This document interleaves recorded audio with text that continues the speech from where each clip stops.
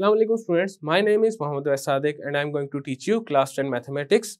Students, last lecture में हमने miscellaneous exercise number 4 start की थी और उसका क्वेश्चन नंबर 1 कंप्लीट किया था। आज के लेक्चर में हम मिसलेनियस एक्सरसाइज नंबर 4 का क्वेश्चन नंबर 2 करेंगे। तो आए चलते हैं व्हाइट बोर्ड की तरफ। लास्ट लेक्चर में हमने मिसलेनियस एक्सरसाइज नंबर 4 का क्वेश्चन नंबर 1 किया था। आज हम मिसलेनियस एक्सरसाइज 4 का क्वेश्चन नंबर 2 करेंगे। क्वेश्चन नंबर 2 है right short answers of the following questions. तो इसमें जो पहला पार्ट है वो है डिफाइन रैशनल फ्रैक्शन। तो यहाँ पे हमारे पास डेफिनेशन है रैशनल फ्रैक्शन की, an expression of the form N of X over D of X where N of X and D of X are polynomials in X with real coefficients and D X is not equal to 0 is called are rational fraction. अगर हमारे पास दो polynomials है और उनको अगर हम fraction की form में लिख दें देन हमारे पास वो एक रैशनल फ्रैक्शन बन जाएगा। और यहाँ पे जो डिनोमिनेटर में पॉलिनोमियल है वो 0 के इक्वल नहीं होना चाहिए, बिकॉज अगर वो 0 के इक्वल हो गया देन फ्रैक्शन जो है वो एक अनडिफाइंड फ्रैक्शन बन जाएगा। तो इसकी एग्जांपल्स देखते हैं। पहली एग्जांपल है X square plus 3 over X plus 1 whole square into X plus 2। अब यहाँ पे देखा जा सकता है न्यूमरेटर एंड डिनोमिनेटर में हमारे पास पॉलिनोमियल्स है और डिनोमिनेटर में जो पॉलिनोमियल है वो 0 के इक्वल नहीं है। और यहाँ पे जितने भी हमारे पास वेरिएबल्स हैं उनके साथ रियल कोफिशिएंट्स आ रहे हैं, बिकॉज न्यूमरेटर में देखा जा सकता है x के साथ क्या मल्टीप्लाई हो रहा है, 1 मल्टीप्लाई हो रहा है। और 1 क्या है, एक रियल नंबर है या फिर एक रियल कोफिशिएंट है। इसी तरह डिनोमिनेटर में भी x के साथ 1 मल्टीप्लाई हो रहा है which is a real coefficient. Next example है 2x over x minus 1 into X plus 2। अब ये भी हमारे पास एक रैशनल फ्रैक्शन है, बिकॉज न्यूमरेटर में हमारे पास है 2x और यहाँ पे जो कोफिशिएंट है वो एक रियल कोफिशिएंट है विच इज 2। और डिनोमिनेटर में x minus 1 into X plus 2 is not equal to 0 और यहाँ पे x के साथ जो कोफिशिएंट्स हैं वो क्या है, 1। तो ये भी एक रैशनल फ्रैक्शन है। क्वेश्चन 2 का पार्ट 2 है what is a proper fraction. इसकी डेफिनेशन पढ़ते हैं। अ rational fraction n of x over d of x with d of x is not equal to 0 is called a proper fraction if degree of the polynomial nx in the numerator is less than the degree of the polynomial dx in the denominator। अगर हमारे पास एक algebraic fraction given है और उसके numerator के polynomial की degree less हो जाए डिनोमिनेटर के पॉलिनोमियल की डिग्री से, देन वो फ्रैक्शन एक प्रॉपर फ्रैक्शन कहलाता है। इसकी एग्जांपल्स देखते हैं। 2 ओवर एक्स प्लस 1। अब यहाँ पे न्यूमरेटर में देखा जा सकता है जो पॉलिनोमियल है उसकी डिग्री क्या है, 0, और डिनोमिनेटर में जो पॉलिनोमियल है उसकी डिग्री है 1। तो न्यूमरेटर के पॉलिनोमियल की डिग्री लेस हो गई डिनोमिनेटर के पॉलिनोमियल की डिग्री से, तो ये एक प्रॉपर फ्रैक्शन है। इसी तरह एक और एग्जांपल देख लेते हैं। 2x minus 3 over x square plus 4। अब यहाँ पे भी न्यूमरेटर में जो पॉलिनोमियल है उसकी डिग्री क्या है, 1, और डिनोमिनेटर में पॉलिनोमियल की डिग्री क्या है, 2। तो ये भी एक प्रॉपर फ्रैक्शन बन गया बिकॉज न्यूमरेटर के पॉलिनोमियल की डिग्री लेस हो गई है डिनोमिनेटर के पॉलिनोमियल की डिग्री से। तो ये है हमारे पास प्रॉपर फ्रैक्शन की डेफिनेशन। नेक्स्ट है हमारे पास part number 3, what is an improper fraction. तो इसकी डेफिनेशन है a rational fraction nx over dx with dx is not equal to 0 is called an improper fraction if degree of the polynomial nx is greater or equal to the degree of the polynomial dx। अगर एक algebraic fraction में numerator के polynomial की degree greater हो जाए या equal हो जाए डिनोमिनेटर के पॉलिनोमियल की डिग्री से, देन वो फ्रैक्शन एक इम्प्रॉपर फ्रैक्शन कहलाता है। इसकी भी एग्जांपल्स देखते हैं। 5x over x plus 2। अब यहाँ पे देखा जा सकता है न्यूमरेटर में जो पॉलिनोमियल है उसकी डिग्री क्या है, 1, और डिनोमिनेटर में भी जो पॉलिनोमियल है उसकी डिग्री भी 1 है। तो यहाँ पे न्यूमरेटर के पॉलिनोमियल की डिग्री इक्वल हो गई डिनोमिनेटर के पॉलिनोमियल की डिग्री से, तो ये एक इम्प्रॉपर फ्रैक्शन बन गया। नेक्स्ट है x raise to the power 4 over X cube plus 1। अब यहाँ पे न्यूमरेटर में जो पॉलिनोमियल है उसकी डिग्री क्या है, 4, और डिनोमिनेटर में जो पॉलिनोमियल है उसकी डिग्री है 3। तो यहाँ पे न्यूमरेटर का जो पॉलिनोमियल है उसकी डिग्री ग्रेटर होगी डिनोमिनेटर के पॉलिनोमियल से, तो ये भी हमारे पास एक इम्प्रॉपर फ्रैक्शन है। ये थी हमारे पास डेफिनेशन इम्प्रॉपर फ्रैक्शन की। नेक्स्ट है हमारे पास part number 4, what are partial fractions. तो इसकी डेफिनेशन है when an algebraic fraction is split into a sum of 2 और more rational expressions then each part is called a partial fraction. अगर हमारे पास एक अलजेब्रिक फ्रैक्शन गिवन है और उसको हम स्प्लिट कर दें 2 या 2 से ज़्यादा रैशनल एक्सप्रेशंस में और उनको ऐड कर दें, देन जितने भी फ्रैक्शंस बनेंगे वो क्या कहलाएंगे, पार्शियल फ्रैक्शंस। यहाँ पे एक एग्जांपल है, लेफ्ट साइड पे देखा जा सकता है हमारे पास एक अलजेब्रिक फ्रैक्शन है which is 3x² + 3x - 4 over x × x - 1 × x + 1। अब इसको स्प्लिट कर लिया गया है 1 over x - 1 plus -2 over x + 1 plus 4 over x। तो हमारे पास ये जो राइट साइड पे रैशनल एक्सप्रेशंस हैं तीनों ऐड हो रहे हैं और ये क्या है, पार्शियल फ्रैक्शंस।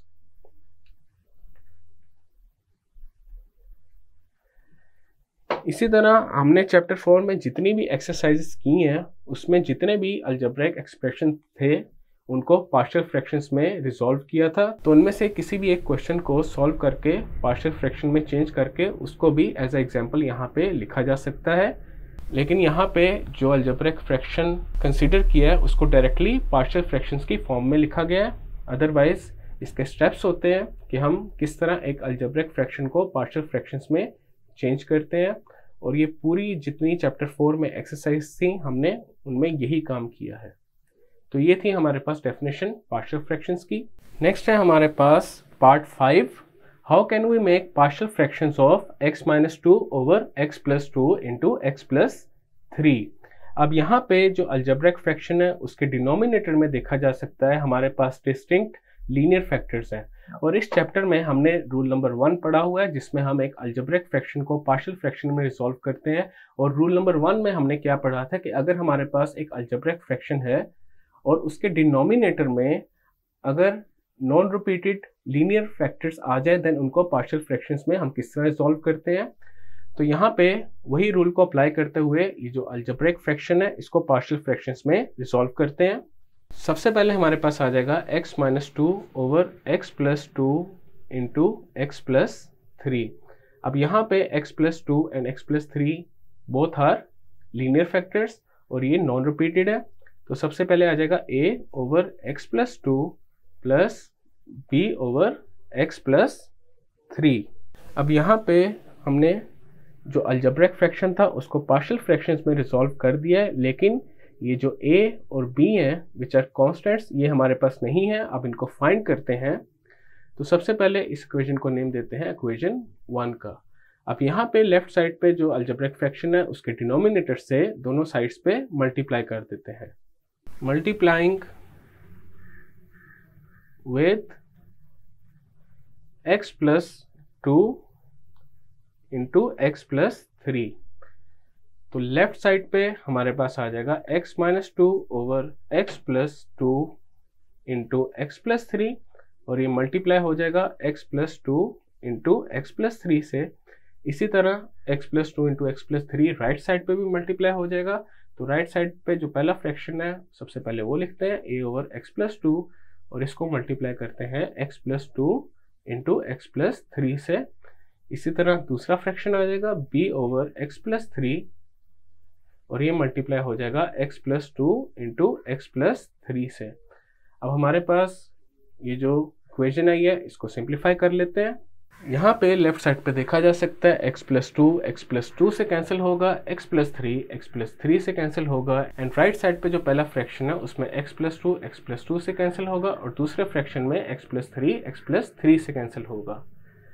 अब जो हमारे पास बाकी टर्म्स बची हैं उनको लिख लेते हैं। तो ये आ जाएगा x - 2 = a × x + 3 plus b × x + 2।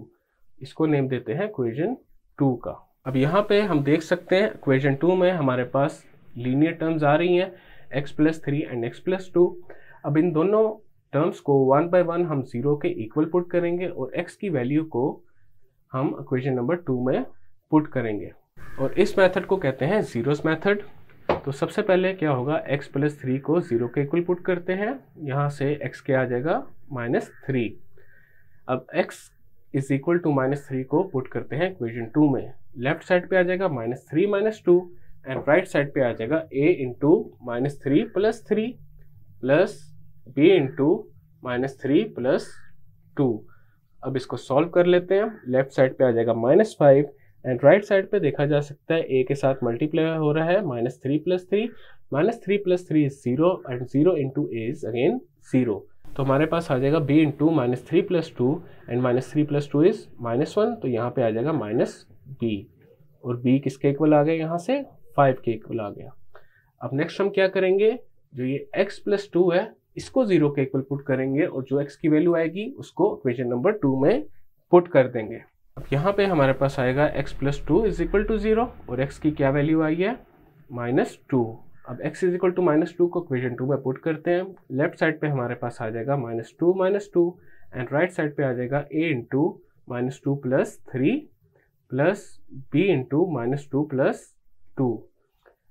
अब हमारे पास ये जो इक्वेशन है इसको सिंप्लीफाई कर लेते हैं। -2 - 2 is -4 is equal to a into -2 + 3 is 1 plus b into -2 + 2 -2 + 2 is 0 and 0 into b is again 0।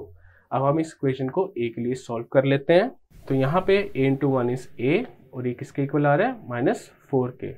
अब हमारे पास a एंड b की जो वैल्यूज हैं वो आ चुकी हैं। अब इनको इक्वेशन नंबर 1 में पुट कर देते हैं। तो ये लेफ्ट साइड पे हमारे पास आ जाएगा x - 2 over x + 2 into x + 3 and right side पे आ जाएगा a की जगह आ जाएगा -4 ओवर x + 2 प्लस b की जगह आ जाएगा 5 ओवर x + 3।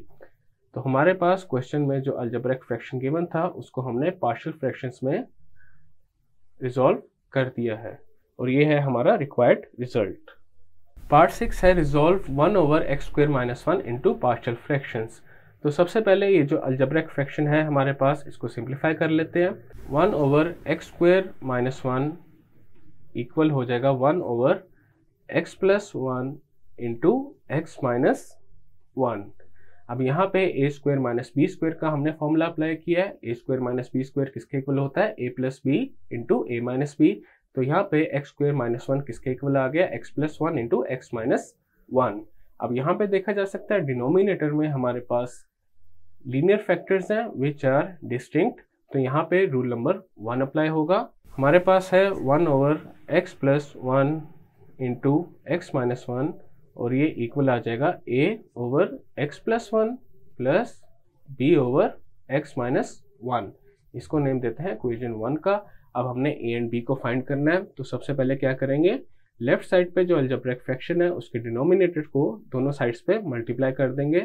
तो यहाँ पे लिखते हैं multiplying with x + 1 into x - 1। तो लेफ्ट साइड पे हमारे पास क्या आ जाएगा 1 एंड राइट साइड पे आ जाएगा a into x - 1 plus b into x + 1। इसको नेम देते हैं इक्वेशन 2 का।